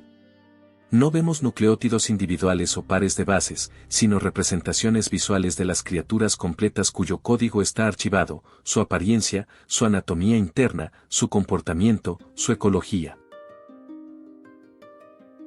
Lo verdaderamente extraordinario es el alcance de este catálogo. Hay especies terrestres familiares, grandes mamíferos extintos como mamuts y tigres dientes de sable, pero también organismos que la paleontología convencional no reconoce, formas de vida que no encajan en ningún nicho de nuestro árbol evolutivo conocido. Hay reptiles del tamaño de edificios que podrían ser los dragones de la mitología, pero presentados aquí como criaturas biológicas reales con sistemas circulatorios y estructuras óseas completamente mapeados. Hay humanoides de proporciones variadas, algunos pequeños como niños pero claramente adultos de su especie, otros gigantescos como los que habrían usado las mesas de la cámara anterior. Pero el catálogo no se detiene en formas de vida terrestres, pasadas o presentes. Hay especies que claramente evolucionaron bajo condiciones gravitacionales diferentes, organismos con exoesqueletos masivos que solo tendrían sentido en planetas con gravedad significativamente menor que la Tierra, o criaturas compactas y densas adaptadas a gravedades aplastantes. Hay seres que respiran atmósferas que serían tóxicas para nosotros, cuya bioquímica fundamental está basada no en carbono e hidrógeno sino en elementos que apenas consideramos compatibles con la vida. La diversidad sugiere que este archivo fue compilado por exploradores o científicos que viajaron ampliamente a través de múltiples sistemas estelares, documentando vida donde quiera que la encontraran. La pregunta del propósito de tal biblioteca es fascinante en sus implicaciones. Una posibilidad es preservación pura, ante la amenaza de extinción masiva, ya sea por catástrofe natural o conflicto. Una civilización avanzada podría decidir archivar toda la vida conocida para que pudiera ser restaurada en el futuro. Es el instinto de conservación elevado a escala cósmica, el reconocimiento de que la vida, en toda su complejidad y belleza, es demasiado valiosa para permitir que se pierda completamente. En este sentido, la biblioteca del ADN es un acto de esperanza profunda, una apuesta de que habrá un mañana donde esta información pueda ser utilizada para repoblar mundos devastados. Otra posibilidad es más utilitaria, ingeniería y modificación genética. Si uno posee el código genético completo de miles de especies, puede tomar elementos de cada una para crear nuevas formas de vida optimizadas para propósitos específicos. Necesitas organismos que puedan sobrevivir en ambientes extremos. Tomas genes de extremófilos terrestres que prosperan en fuentes hidrotermales volcánicas y los combinas con la eficiencia metabólica de especies de mundos desérticos. ¿Quieres crear trabajadores biológicos para tareas específicas? Seleccionas características de múltiples especies y las ensamblas en un nuevo organismo diseñado. La propia humanidad podría ser producto de tal proceso, nuestro genoma una mezcla deliberada de elementos tomados de esta biblioteca. Hay también una dimensión casi espiritual en esta colección. Cada uno de estos códigos genéticos representan no solo información bioquímica, sino historias evolutivas que se extienden a lo largo de millones de años. Son registros de adaptación y supervivencia, de especies que enfrentaron desafíos ambientales y encontraron soluciones creativas codificadas en sus genes. Al preservar estos códigos, la biblioteca preserva no solo organismos sino legados evolutivos enteros, los experimentos de la vida misma a través de eones de prueba y error. Es un museo de posibilidades biológicas, un testamento a la creatividad infinita que emerge cuando química compleja se encuentra con tiempo suficiente y presión selectiva. Los cristales de almacenamiento mismos son maravillas tecnológicas que nuestra ciencia de materiales apenas comienza a poder conceptualizar. Almacenar información genética completa de manera que permanezca viable y accesible durante milenios requiere estabilidad molecular que excede cualquier cosa que hayamos logrado. Nuestro ADN se degrada, las bases nitrogenadas se rompen, los enlaces químicos se debilitan con el tiempo. Pero estos cristales parecen inmunes a la entropía, preservando información con fidelidad perfecta durante periodos que podrían extenderse a cientos de miles de años o más. El material mismo podría ser una forma de materia exótica, cuarzo modificado a nivel atómico para poseer propiedades que el cuarzo natural no exhibe. Hay secciones de la biblioteca que están codificadas de manera que el acceso requiere conocimientos o autorizaciones específicas. Ciertos cristales no responden cuando se intenta activarlos mediante el panel de control, como si reconocieran que el operador no posee las credenciales apropiadas. ¿Qué información tan sensible podría estar almacenada en estas secciones restringidas? ¿Diseños de armas biológicas? ¿Especies peligrosas cuya recreación representaría amenazas existenciales? ¿O conocimientos que se consideró que la humanidad no estaba lista para recibir, secretos que deben esperar hasta que alcancemos cierto nivel de madurez ética y tecnológica? La biblioteca también plantea cuestiones éticas profundas. Si poseemos el código genético completo de una especie extinta, ¿tenemos la obligación moral de recrearla? ¿O sería irresponsable devolver a la existencia a organismos adaptados a ecosistemas que ya no existen? Si descubrimos códigos para especies que nunca existieron en la Tierra, ¿tenemos derecho a introducirlas en nuestros ecosistemas? ¿Quién decide qué formas de vida merecen existir y cuáles deben permanecer como información archivada? Estas preguntas no tienen respuestas fáciles, y la mera existencia de esta biblioteca nos fuerza a confrontarlas. Hay quien teoriza que la biblioteca no es solo un archivo pasivo sino un componente activo de un sistema más grande, que existe conectada a otras instalaciones similares distribuidas por el planeta o incluso más allá, formando una red de bancos genéticos que podrían coordinarse para proyectos de repoblación a escala global o incluso galáctica. En esta visión, Buseji es solo un nodo en una infraestructura vasta diseñada para preservar y distribuir vida a través del cosmos, un proyecto de una ambición que hace que nuestros esfuerzos de conservación más elaborados parezcan triviales en comparación. La precisión del archivo es asombrosa. No solo contiene secuencias genéticas sino también información epigenética, los patrones de activación y desactivación de genes que determinan cómo el código se expresa realmente en organismos vivos. Incluye datos sobre simbiosis microbiana, las comunidades de bacterias y otros microorganismos que muchas formas de vida complejas requieren para funcionar. Es un entendimiento holístico de biología que reconoce que ningún organismo existe aislado, sino como parte de redes ecológicas intrincadas. Recrear una especie exitosamente requeriría no solo su ADN sino todo este contexto biológico adicional, y la biblioteca parece haber anticipado esto. Mientras contemplamos los miles de cristales brillando tenuemente en las paredes de esta cámara, cada uno conteniendo mundos completos de información biológica, no podemos evitar sentir reverencia. Esta no es solo tecnología avanzada, es una expresión de valores, el valor que los creadores de este sistema asignaban a la vida en todas sus formas, su compromiso de preservar la diversidad biológica contra cualquier catástrofe. Ya sea que veamos esto como ciencia avanzada o como acto casi religioso de custodia cósmica, la biblioteca del ADN representa una visión de futuro donde el conocimiento y la vida misma pueden ser resguardados contra los caprichos del tiempo y la destrucción. Y nosotros, parados hipotéticamente en su presencia, somos herederos de ese legado, portadores de una responsabilidad que apenas comenzamos a comprender. Buseji no existe en aislamiento. Esta es una de las revelaciones más perturbadoras que emergen del estudio del complejo subterráneo, la evidencia, tanto en los hologramas como en características arquitectónicas específicas, de que esta instalación es solo un nodo en una red planetaria de estructuras similares. No estamos ante un fenómeno único, una anomalía singular en las montañas de Rumanía, sino ante la manifestación local de un sistema global de sitios interconectados que forman una infraestructura cuyo propósito completo apenas podemos comenzar a vislumbrar. Las líneas que conectan estos lugares no son metáforas sino túneles físicos reales que atraviesan miles de kilómetros bajo la corteza terrestre, desafiando todo lo que creemos saber sobre ingeniería civil antigua. Egipto emerge como uno de los puntos principales de esta red.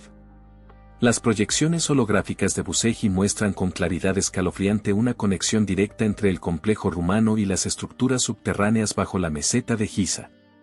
No es simplemente que ambos lugares compartan estilos arquitectónicos similares o simbolismo común, aunque eso también es cierto.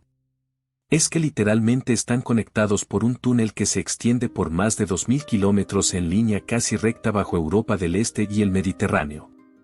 La ingeniería requerida para crear tal túnel, manteniéndolo estable a través de zonas sísmicas activas y diferentes tipos de formaciones rocosas, excede cualquier cosa que nuestra civilización moderna haya intentado.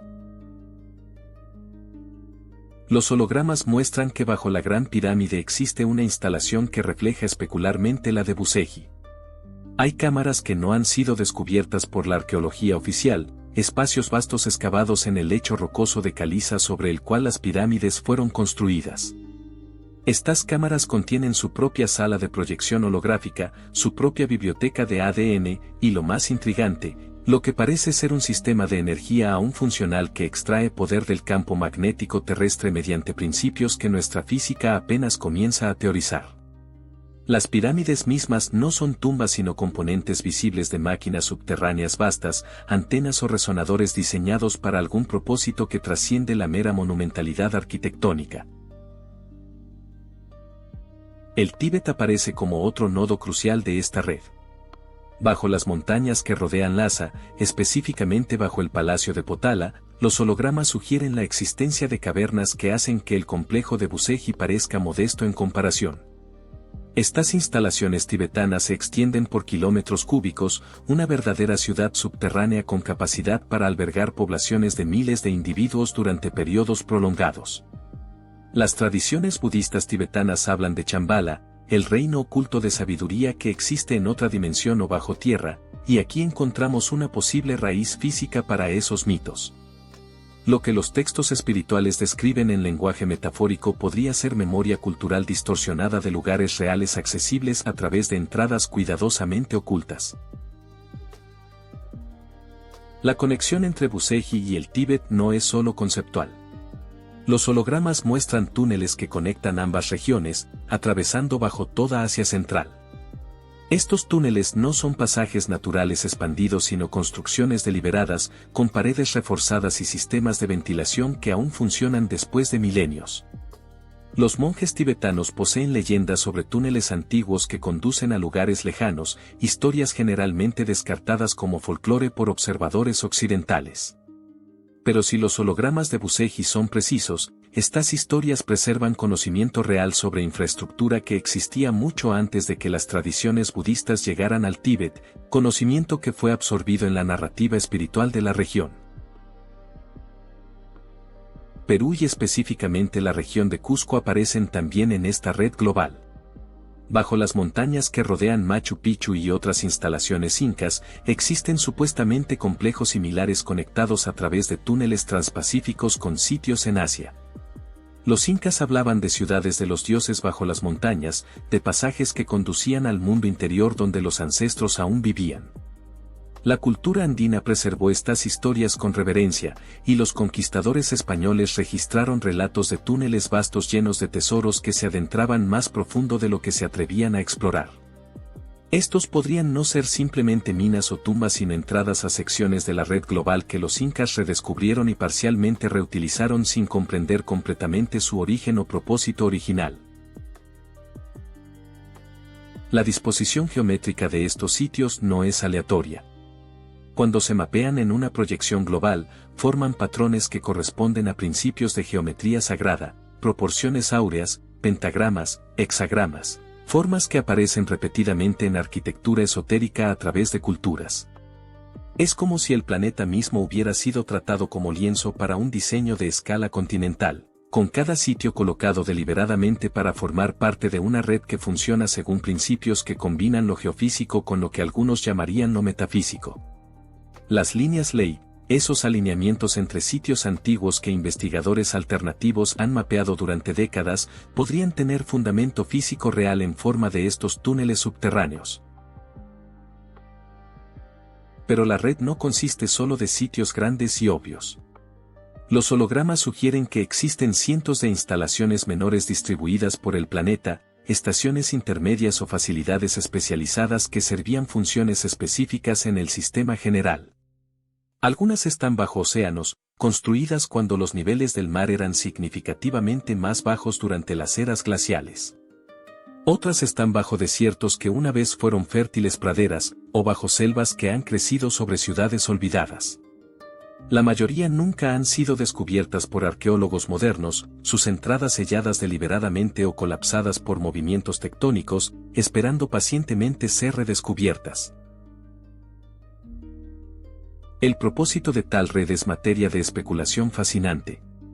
Una teoría sostiene que funcionaba como sistema de comunicación global, permitiendo transmisión instantánea de información entre puntos distantes del planeta mediante principios que nuestra tecnología electromagnética no puede replicar. Otra teoría más ambiciosa sugiere que la red era parte de un sistema de gestión planetaria, monitoreando y potencialmente modulando procesos geofísicos para mantener condiciones óptimas para la vida. Los sitios principales podrían funcionar como reguladores del campo magnético terrestre o estabilizadores de actividad tectónica, tecnología que trabajaba en escalas de tiempo geológicas para mantener el planeta habitable. Hay también consideraciones militares o defensivas. Una red de instalaciones subterráneas conectadas proporcionaría refugio contra amenazas de superficie, ya sean desastres naturales, impactos de asteroides o conflictos entre civilizaciones. Las poblaciones podrían ser evacuadas a estos santuarios durante periodos de crisis, sobreviviendo bajo tierra hasta que fuera seguro regresar a la superficie. Los sistemas de soporte vital evidentes en los complejos, la capacidad de generar energía, purificar aire y agua, producir alimentos mediante métodos que no dependan de luz solar, Todo sugiere que estos lugares fueron diseñados para autosuficiencia durante periodos prolongados, quizás décadas o incluso siglos. La conexión específica entre Busehhi y Egipto merece atención adicional debido a su relevancia en múltiples tradiciones esotéricas. Las escuelas de misterios egipcias, aquellas instituciones secretas donde iniciados supuestamente aprendían conocimientos ocultos, podrían haber tenido acceso a estos espacios subterráneos. Lo que practicaban en esas cámaras secretas bajo las arenas no eran solo rituales simbólicos sino interacción directa con tecnología preservada, aprendizaje de ciencias ancestrales mediante los sistemas holográficos y otras interfaces educativas. Los faraones que completaban iniciaciones en estos lugares habrían emergido con conocimientos que los distinguían fundamentalmente de sus súbditos no iniciados, creando la jerarquía de sabiduría que caracterizaba a las sociedades antiguas. El hecho de que estas conexiones no sean conocimiento público, de que no haya expediciones arqueológicas oficiales explorando estos túneles, plantea preguntas sobre qué saben los gobiernos modernos y qué eligen revelar. Si equipos militares o de inteligencia han accedido a estos espacios, si han mapeado aunque sea parcialmente la red subterránea, esa información estaría clasificada al más alto nivel. Las implicaciones geopolíticas serían inmensas: control de tecnología antigua, acceso a recursos o conocimientos que podrían alterar balances de poder globales, la posibilidad de que diferentes naciones hayan encontrado diferentes secciones de la red y estén compitiendo secretamente por dominación de este sistema global oculto. Los pueblos indígenas de diversas regiones preservan leyendas sobre seres que emergían de bajo tierra para ofrecer enseñanzas, o sobre ancestros que se retiraron al mundo subterráneo cuando el mundo de superficie se volvió hostil. Los aborígenes australianos hablan del tiempo del sueño cuando seres ancestrales viajaban bajo tierra entre lugares sagrados. Los nativos americanos tienen tradiciones sobre el pueblo hormiga que salvó a la humanidad durante cataclismos previos llevándolos a refugios subterráneos. Los maoríes de Nueva Zelanda hablan de Terrenga, el mundo bajo la tierra donde van los espíritus. Estas tradiciones dispersas globalmente podrían todas estar haciendo referencia a la misma red física de instalaciones subterráneas, interpretadas a través de lentes culturales diferentes pero apuntando a una realidad común. La red planetaria, si existe como los hologramas de Busehhi sugieren, representa un nivel de planificación y ejecución que requiere coordinación entre múltiples civilizaciones o una sola civilización global que existió en tiempos prehistóricos. La escala del proyecto, excavando miles de kilómetros de túneles, construyendo docenas de complejos mayores, mantener todo esto operacional durante milenios, implica recursos, conocimientos y compromiso que hacen que nuestros mayores proyectos de infraestructura modernos parezcan triviales. Somos como niños construyendo castillos de arena en una playa, ajenos a que bajo nuestros pies existe una metrópolis subterránea construida por gigantes. Existe una pregunta que reverbera a través de toda esta narrativa como un tono grave y persistente, una interrogante que no podemos evitar confrontar mientras contemplamos las implicaciones de Busehhi. Si este descubrimiento es real, si verdaderamente existe evidencia física de civilizaciones avanzadas prehistóricas y posible contacto extraterrestre, ¿por qué el mundo no lo sabe? ¿Por qué no hay conferencias de prensa internacionales, expediciones científicas abiertas, debates en las Naciones Unidas sobre cómo procesar información que reescribiría nuestra comprensión histórica? La respuesta a esta pregunta nos lleva a territorios incómodos donde geopolítica, control social y los mecanismos del poder se entrelazan de maneras que preferiríamos no examinar demasiado de cerca. El silencio oficial sobre Busehhi, asumiendo que hay algo que silenciar, no es necesariamente producto de una conspiración monolítica coordinada desde alguna sala oscura por figuras siniestras. Es más sutil, más sistémico, emergiendo naturalmente de cómo las instituciones de poder operan cuando se confrontan con información que amenaza las narrativas fundamentales sobre las cuales está construida su autoridad. Las estructuras de conocimiento establecidas, ya sean académicas, religiosas o gubernamentales, poseen inercia tremenda. No se adaptan fácilmente a paradigmas radicalmente nuevos, especialmente cuando esos paradigmas cuestionan las premisas mismas sobre las cuales se fundamenta su legitimidad. Consideremos primero las implicaciones para el mundo académico. La arqueología y la antropología operan bajo paradigmas específicos sobre el desarrollo de la civilización humana.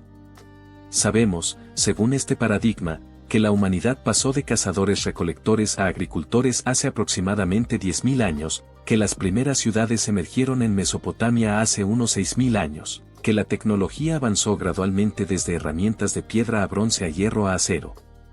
Esta narrativa de progreso lineal está tejida en miles de carreras académicas, en innumerables publicaciones, en la estructura misma de cómo enseñamos historia. Evidencia de tecnología avanzada hace 12.000 años o más no simplemente añade un capítulo nuevo a esta historia, la demuele completamente y exige reconstrucción desde cero. Los académicos que pasaron décadas construyendo reputaciones sobre la comprensión convencional de la prehistoria no están naturalmente inclinados a aceptar evidencia que invalidaría su trabajo de vida. No es necesariamente mala fe o conspiración consciente, sino resistencia psicológica muy humana a información que nos obliga a admitir que estábamos fundamentalmente equivocados. Y en el ambiente académico donde publicación en revistas prestigiosas y consenso de pares determina carreras, investigadores que proponen teorías radicalmente alternativas se arriesgan a marginalización profesional. El sistema se autocorrige no mediante supresión activa sino mediante presión social sutil que recompensa conformidad y castiga desviación de ortodoxia establecida. Las implicaciones religiosas del descubrimiento de Bucegui son igualmente perturbadoras para instituciones establecidas.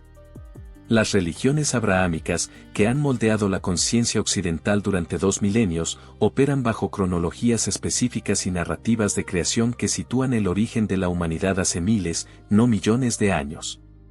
La idea de civilizaciones avanzadas prehistóricas, de ingeniería genética humana por seres no humanos, de tecnología antigua que rivaliza o excede la nuestra, todo esto desafía interpretaciones literales de textos sagrados. Aunque muchos creyentes modernos interpretan sus escrituras metafóricamente, las instituciones religiosas aún poseen inversión tremenda en mantener autoridad interpretativa sobre preguntas fundamentales de origen y propósito humano. Pero es quizás en el ámbito geopolítico donde encontramos las razones más pragmáticas para silencio oficial. Si el complejo de Bucegui existe y contiene tecnología operacional, aunque sea parcialmente, el control de ese sitio se convierte en asunto de seguridad nacional de máxima prioridad. Tecnología que puede proyectar hologramas tridimensionales sin fuente de energía visible, sistemas de energía que extraen poder de campos planetarios, bases de datos genéticos que podrían revolucionar la medicina y la biología. Todo esto representa ventajas estratégicas que ningún gobierno compartiría voluntariamente con competidores. La historia está repleta de ejemplos de naciones guardando secretos tecnológicos celosamente, desde las fórmulas de fuego griego-bizantino hasta los programas nucleares del siglo XX. La relación entre Rumanía y Estados Unidos en el contexto de este descubrimiento supuesto es particularmente compleja. Rumanía, emergiendo de décadas de dictadura comunista y buscando integración en estructuras occidentales como la OTAN y la Unión Europea, estaba en posición de relativa debilidad negociadora a principios del siglo XXI. Si equipos estadounidenses proporcionaron la tecnología de escaneo que inicialmente detectó las anomalías en Bucegui, habrían tenido palanca significativa para exigir acceso y potencialmente control compartido o incluso dominante sobre el sitio. Los acuerdos que gobiernan tales situaciones nunca serían públicos, enterrados bajo capas de clasificación que aseguran que permanezcan ocultos durante décadas. Hay también consideraciones sobre estabilidad social y control de masas. Las sociedades modernas operan sobre ciertos entendimientos compartidos de realidad que permiten funcionamiento social coherente. Si información que contradice fundamentalmente esos entendimientos es liberada sin preparación cuidadosa, las consecuencias podrían ser desestabilizadoras. No necesariamente porque las personas entren en pánico, la resiliencia humana es notable, sino porque la erosión de confianza en instituciones que mintieron o ocultaron información tan fundamental podría precipitar crisis de legitimidad. Gobiernos, universidades, iglesias, todas las instituciones que derivan autoridad de su rol como guardianes y distribuidores de conocimiento confiable, verían esa autoridad evaporarse si se revelara que ocultaron verdades tan monumentales. La mecánica práctica de mantener tal secreto en la era de la información presenta desafíos significativos pero no insuperables. La compartimentación es clave, asegurar que ningún individuo o grupo tenga acceso a la imagen completa, que cada persona involucrada conozca solo lo necesario para su función específica. Los trabajadores que excavaron el túnel inicial no necesitarían saber que yacía al final. Los técnicos que operaban equipos de escaneo solo verían datos abstractos sin contexto completo. Solo un círculo muy pequeño en los escalones más altos de poder tendría comprensión completa, y esos individuos tienen más que perder mediante revelación que mediante silencio continuado. Los medios de comunicación, que teóricamente deberían funcionar como contrapeso al secreto gubernamental, operan bajo limitaciones propias. Periodistas que informan sobre teorías alternativas sin evidencia sólida se arriesgan a ser etiquetados como sensacionalistas o teóricos de conspiración, dañando su credibilidad profesional. Y evidencia sólida es precisamente lo que está ausente en el dominio público sobre Buseji. Todo lo que tenemos son relatos de segunda mano, testimonios anónimos, documentos cuya autenticidad no puede verificarse. Un periodista responsable no puede publicar basándose solo en tales fuentes, creando situación paradójica donde la información más importante podría ser la más difícil de reportar siguiendo estándares periodísticos establecidos. Hay filtraciones, por supuesto, como siempre hay con secretos de esta magnitud. Información emerge en libros publicados por autores operando fuera del sistema académico convencional, en entrevistas con individuos que afirman conocimiento directo, en documentos que aparecen en Internet con procedencia cuestionable. Pero estas filtraciones son fáciles de desacreditar precisamente porque no vienen a través de canales oficiales. La estrategia óptima para mantener un secreto en la era moderna no es supresión total, lo cual genera sospecha y curiosidad, sino permitir que información filtrada circule en espacios marginales donde puede ser descartada por el público general como teoría de conspiración sin fundamento. La psicología de incredulidad también juega rol crucial en mantener el secreto. Incluso si evidencia fotográfica o video del complejo de Buseji fuera liberada públicamente, muchos la descartarían como falsificación. Vivimos en era donde manipulación digital de imágenes es trivial, donde efectos especiales de Hollywood crean realidades visuales completamente convincentes pero fabricadas. La barrera para creer no es solo falta de evidencia sino la capacidad de dudar de cualquier evidencia presentada. Esta atmósfera de escepticismo universal paradójicamente facilita ocultar verdades reales porque no pueden distinguirse fácilmente de ficciones elaboradas. Pero quizás la razón más profunda para el silencio oficial no es pragmática sino filosófica. Los custodios del conocimiento sobre Buseji, si existen, podrían haber concluido que la humanidad no está lista para estas revelaciones. No en sentido paternalista condescendiente, sino por evaluación sobria de nuestra madurez colectiva.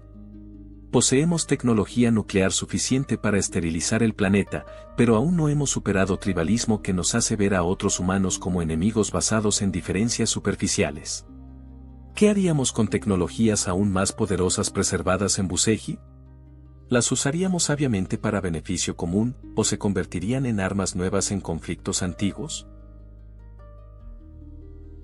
Existe también posibilidad más inquietante, que aquellos que controlan acceso a Buseji estén usando el conocimiento encontrado allí pero de maneras que el público nunca sabrá. Que avances tecnológicos atribuidos a investigación y desarrollo convencional sean en realidad ingeniería inversa de artefactos antiguos. Que ciertos saltos científicos aparentemente inspirados sean resultado de consultar bases de datos holográficas subterráneas. En este escenario, el secreto persiste no para proteger a la humanidad de conocimiento peligroso, sino para mantener monopolio sobre ese conocimiento, asegurando que sus beneficios fluyan solo a élites que controlan acceso. El silencio sobre Buseji, si hay algo que silenciar, es producto de múltiples factores convergentes: resistencia institucional al cambio paradigmático, consideraciones de seguridad nacional, miedo a desestabilización social, límites de lo que puede probarse bajo estándares convencionales de evidencia, y quizás evaluaciones sobre preparación humana para verdades transformadoras. No requiere conspiración elaborada, Solo la operación normal de sistemas de poder que priorizan estabilidad sobre revelación, control sobre transparencia. Y nosotros, ajenos a lo que podría yacer bajo las montañas rumanas, continuamos nuestras vidas bajo narrativas históricas que podrían ser ficciones cómodas, escudos contra realidades que aún no sabemos cómo procesar. Llegamos ahora a la pregunta que ha resonado implícitamente a través de todo nuestro viaje por las profundidades de Bucegi, la interrogante fundamental que define todo lo demás: ¿quiénes construyeron esto? No estamos buscando nombres individuales o dinastías específicas, sino comprender la naturaleza de la conciencia que concibió esta obra monumental, las motivaciones que impulsaron esfuerzo de tal magnitud, y la visión de futuro que llevó a preservar conocimiento para generaciones que no nacerían hasta milenios después. Estos constructores, quienes quiera que fueran, no eran simples ingenieros ejecutando órdenes, sino guardianes conscientes de un legado que consideraban demasiado valioso para permitir que se perdiera en las arenas del tiempo. La evidencia física del complejo nos dice cosas sobre sus creadores que las palabras nunca podrían. La escala de las estructuras, las mesas y asientos dimensionados para seres de 3 metros de altura, sugiere que no eran humanos en el sentido anatómico moderno, o al menos no exclusivamente. Pero la escala física es menos importante que la escala mental evidente en cada aspecto del diseño. Estamos ante inteligencias que pensaban en términos de eones, que planificaban no para la siguiente generación sino para civilizaciones que surgirían después de que la suya propia hubiera desaparecido. Esta perspectiva temporal es radicalmente diferente de nuestro pensamiento moderno, donde planificación a 50 años se considera visionaria y a 500 años completamente impráctica. Los hologramas mismos proporcionan pistas sobre la identidad de estos guardianes. Hay escenas autorreferenciales, momentos donde quienes compilaron este archivo se incluyeron en el registro como si quisieran que los destinatarios futuros de este conocimiento supieran quiénes fueron sus benefactores. Aparecen como seres humanoides de estatura impresionante, con proporciones que sugieren evolución bajo condiciones gravitacionales similares a las terrestres. Sus cráneos muestran capacidades craneales expandidas, no grotescamente sino elegantemente, como si la inteligencia misma hubiera moldeado la arquitectura ósea para acomodar cerebros más complejos. La piel varía en tonalidades que van desde bronceado dorado hasta casi luminiscente, y en sus movimientos hay gracia que sugiere control perfecto sobre cada músculo, cada gesto deliberado y medido. La vestimenta que usan en los hologramas no es decorativa en sentido frívolo sino funcional con estética integrada. Túnicas que parecen fabricadas de materiales que responden al ambiente, cambiando opacidad o color según condiciones de luz o temperatura. Hay símbolos bordados o impresos en estas vestimentas, glifos que aparecen también en las paredes del complejo, sugiriendo lenguaje escrito sofisticado o sistema de identificación mediante símbolos que comunican rol social, especialización o quizás linaje. No llevan ornamentos excesivos, ninguna joyería ostentosa, lo cual sugiere cultura que valoraba sustancia sobre apariencia superficial, conocimiento sobre posesiones materiales. Sus interacciones, visibles en secuencias holográficas donde múltiples individuos trabajan juntos, revelan sociedad altamente organizada pero no rígidamente jerárquica. Hay comunicación constante mediante gestos y lo que parece ser lenguaje hablado, aunque los hologramas no reproducen sonido, pero no vemos evidencia de coerción o dominación. Los individuos trabajan con sincronía que sugiere comprensión compartida profunda de objetivos comunes, cada uno contribuyendo según sus capacidades sin necesidad de supervisión autoritaria constante. Es modelo de cooperación que civilizaciones humanas han aspirado a alcanzar pero rara vez logrado de manera sostenida. ¿De dónde vinieron estos seres? Las teorías proliferan en el espacio donde evidencia definitiva está ausente. Una posibilidad es que fueran terrestres autóctonos, una especie inteligente que evolucionó en paralelo o antes que el Homo sapiens, alcanzando civilización avanzada mientras nuestros ancestros aún vivían en cuevas.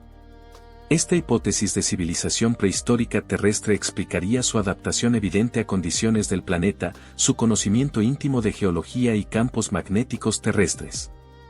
Podrían haber sido los atlanteanos de la leyenda platónica, o lemurianos, o alguna otra civilización perdida cuyo nombre ni siquiera ha sobrevivido en el mito. Otra posibilidad es origen extraterrestre, visitantes de otros sistemas estelares que llegaron a la Tierra hace decenas o cientos de miles de años. Encontraron un planeta rico en recursos y vida pero sin civilización técnica avanzada y decidieron establecer presencia. No necesariamente como conquistadores sino como exploradores, científicos o quizás refugiados de algún cataclismo en su propio mundo. En este escenario, las instalaciones como Buceji serían bases de operación, centros de investigación y eventualmente repositorios de conocimiento dejados cuando partieron, ya sea regresando a su mundo de origen o continuando su viaje a destinos desconocidos. Hay también posibilidad que sintetiza ambas teorías, que estos guardianes fueran híbridos, productos de mezcla deliberada entre visitantes extraterrestres y linajes terrestres. Esta interpretación explicaría tanto su estatura no humana estándar como su evidente comodidad operando en ambiente terrestre. Podrían haber sido creados específicamente para servir como puente entre civilización visitante y especies terrestres emergentes, traduciendo conocimiento avanzado a formas comprensibles para mentes menos desarrolladas. En este rol de intermediarios, habrían sido literalmente guardianes, custodios designados de sabiduría que debía ser preservada y transmitida. La motivación para crear complejo como Buceji revela mucho sobre los valores y prioridades de estos constructores. No invirtieron recursos tremendos en monumentos a su propia grandeza, aunque ciertamente poseían capacidad para crear estructuras que harían que las pirámides parecieran modestas. En cambio, construyeron bibliotecas, archivos, sistemas educativos diseñados para beneficiar a otros. Este altruismo a escala civilizacional sugiere madurez ética que trasciende el egoísmo tribal que aún caracteriza mucho de nuestro comportamiento humano.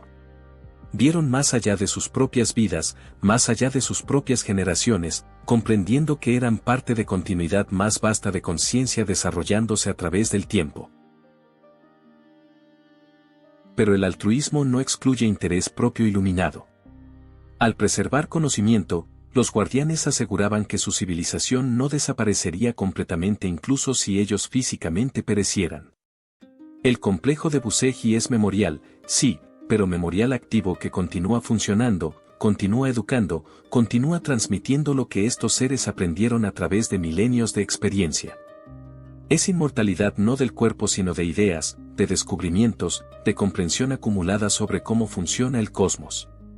En este sentido, los guardianes aún viven mientras su conocimiento sea accesible, mientras alguien pueda entrar en esas cámaras y aprender de los hologramas que dejaron. La precisión con la que el complejo fue diseñado sugiere que los guardianes anticiparon múltiples escenarios futuros posibles. Construyeron sistemas redundantes, múltiples formas de acceder a la misma información, como si entendieran que civilizaciones futuras podrían haber perdido ciertas capacidades tecnológicas pero desarrollado otras. La interfaz táctil simple del panel de control no requiere comprensión previa de electrónica o informática, funciona mediante principios tan intuitivos que incluso individuos de sociedades tecnológicamente primitivas podrían, con experimentación suficiente, aprender a operarla. Es diseño que reconoce que no pueden predecir exactamente qué nivel de desarrollo tendrán aquellos que eventualmente redescubran estos espacios.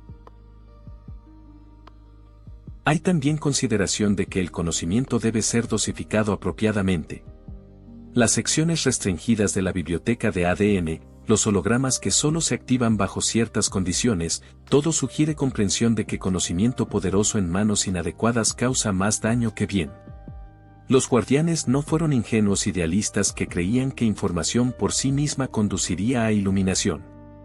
Reconocieron que sabiduría requiere madurez, que ciertas tecnologías solo deben compartirse con civilizaciones que han demostrado capacidad de usarlas responsablemente.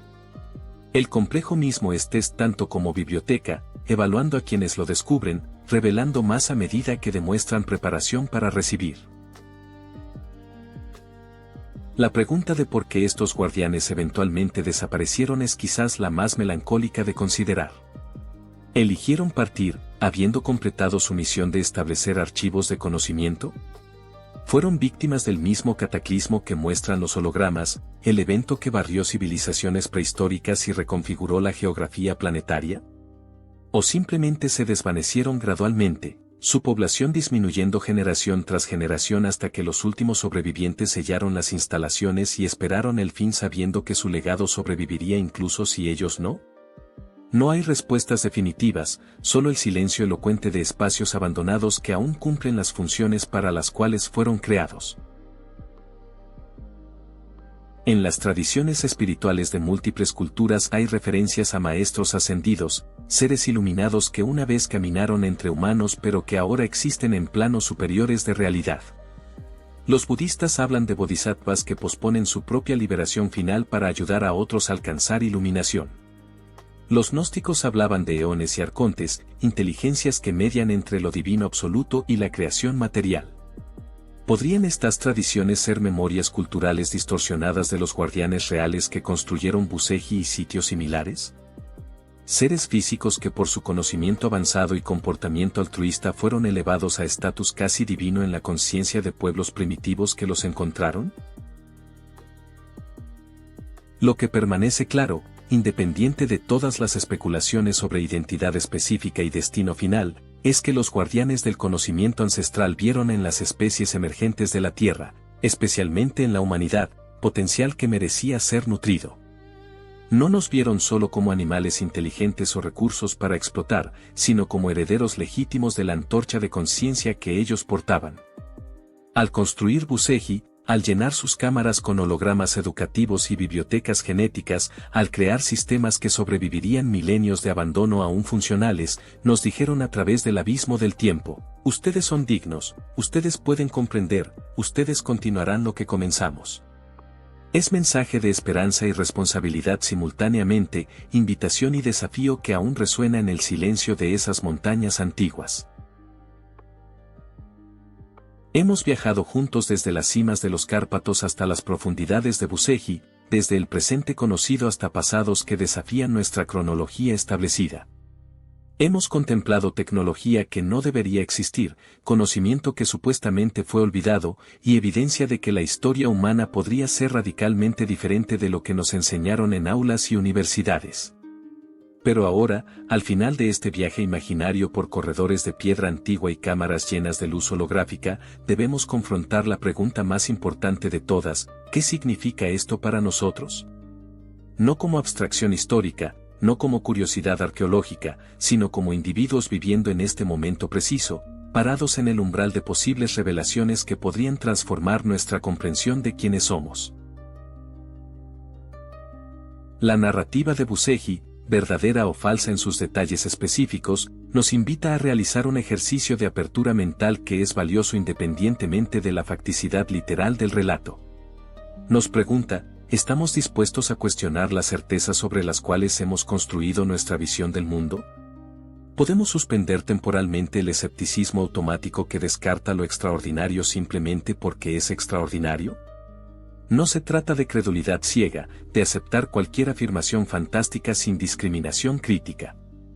Se trata de reconocer que nuestros mapas de realidad son provisionales, que lo que consideramos imposible hoy podría ser simplemente lo que aún no comprendemos.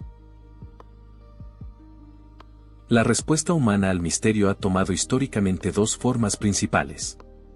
Una es el impulso de resolver, de explicar, de reducir lo desconocido a términos conocidos mediante análisis y categorización. Esta es la ruta de la ciencia, valiosa y necesaria, que ha expandido nuestro conocimiento exponencialmente. Pero hay otra respuesta, igualmente válida: la capacidad de permanecer en el misterio, de habitar la incertidumbre sin ansiedad compulsiva por resolución inmediata.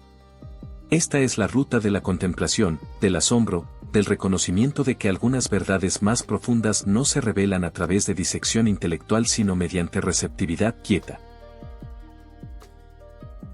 Buseji nos invita a esta segunda forma de relación con lo desconocido. Independiente de si existe físicamente como lo hemos descrito, funciona como símbolo de todas las cosas que yacen más allá del horizonte de nuestro entendimiento actual. Representa la posibilidad de que el cosmos sea más vasto, más poblado, más antiguo en términos de civilización de lo que nuestra ciencia contemporánea reconoce. Es portal metafórico hacia humildad intelectual, recordatorio de que nuestra comprensión actual del universo, por impresionante que sea comparada con la ignorancia de siglos pasados, sigue siendo fragmentaria, provisional, sujeta a revisión radical cuando nuevos datos emergen. La pregunta de qué haríamos si acceso pleno a Buseji estuviera disponible para toda la humanidad revela mucho sobre nuestros valores y prioridades como especie. ¿Convertiríamos ese conocimiento en armas, buscando ventaja militar sobre adversarios percibidos? ¿Lo mercantilizaríamos, patentando descubrimientos ancestrales para beneficio de corporaciones? ¿Lo usaríamos para sanar, para expandir conciencia, para resolver problemas que actualmente parecen intratables como enfermedad, escasez de recursos, degradación ambiental? Nuestras respuestas hipotéticas a estas preguntas son espejos que reflejan quiénes somos ahora, que hemos aprendido de nuestra propia historia reciente de tecnología mal aplicada y poder concentrado en manos equivocadas. Hay lección profunda en el hecho mismo de que este conocimiento, si existe, permanece oculto.